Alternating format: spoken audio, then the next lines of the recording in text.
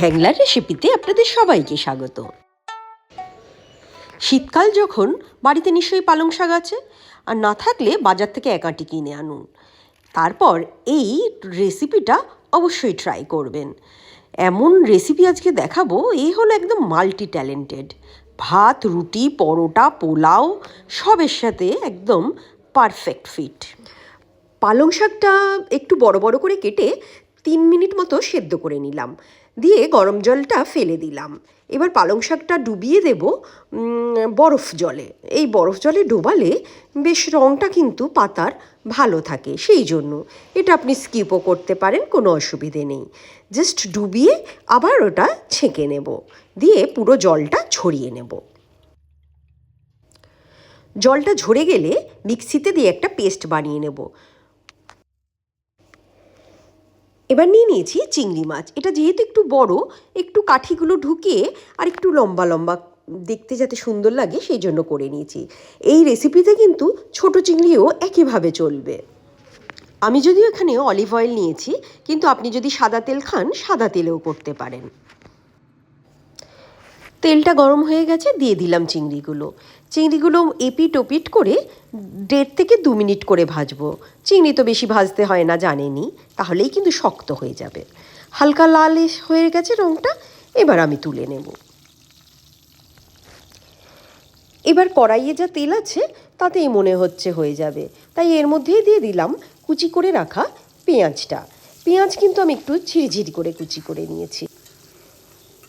এবার পেঁয়াজটা একটু লালচে করে ভেজে নেব। এবার দিয়ে দিলাম বেটে রাখা পেঁয়াজটা, দিয়ে এটাও একটু লালচে করে ভেজে নেব। ভাজা হয়ে গেছে, এবার দিয়ে দিলাম আদা বাটাটা। যাতে আদার কাঁচা গন্ধটা চলে যায় ততক্ষণ একটু নেড়ে নেব।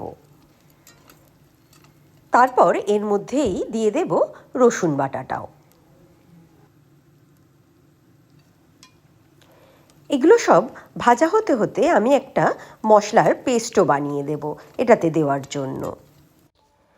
তাই বাটির মধ্যে দিয়ে দিলাম হলুদ গুঁড়ো, লঙ্কা গুঁড়ো, জিরে গুঁড়ো আর নুন, দিয়ে এই 2 চামচ মতো জল দিয়ে এটা একটা পেস্ট বানিয়ে নেব। পেঁয়াজ আদা রসুনটা বেশ ভালো লালচে রং এসে গেছে। মশলাটাও এর মধ্যে দিয়ে দেব, দিয়ে এটা এবার নাড়ব।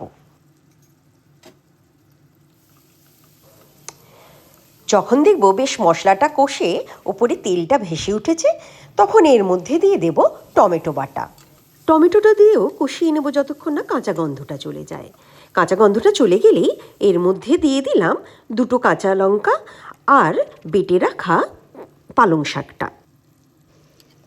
এই সময় 2 জিনিস খেয়াল রাখতে হবে। প্রথমত গ্যাসের ফ্লেমটা যেন লো থাকে, আর সেকেন্ড হলো এটা কিন্তু সমানে নাড়াতে থাকতে হবে, কারণ না হলে নিচে কিন্তু বসে যেতে পারে মশলাটা। নাড়াতে নাড়াতে যখন দেখব পালং শাকের রঙটা চেঞ্জ হয়ে এরকম কালচে হয়ে গেছে আর ওপরে তেলটা ভেসে উঠেছে, তখন বুঝতে হবে পালং শাক কষানোটা কিন্তু কমপ্লিট। এবার মিক্সিটা ধুয়ে ছোটো কাপের 1 কাপের মতো জল দিয়ে দেব।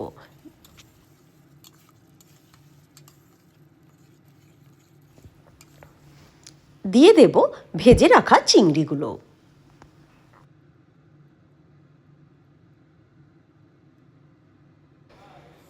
দিয়ে পালং শাকের সাথে ভালো করে মিশিয়ে নেব।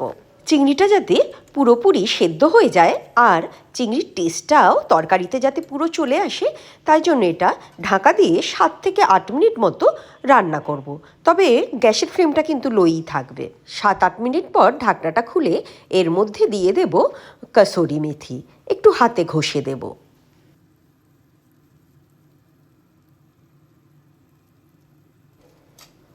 টেস্টটা ব্যালেন্স করার জন্য 1 চামচ চিনিও দিয়ে দেব।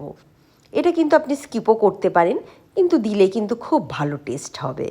আর দিয়ে দিলাম গরম মশলা গুঁড়ো, দিয়ে সব কিছু একসাথে মিশিয়ে ভালো করে নেড়ে চেড়ে ঢাকা দিয়ে রেখে দেব 1 মিনিট মতো।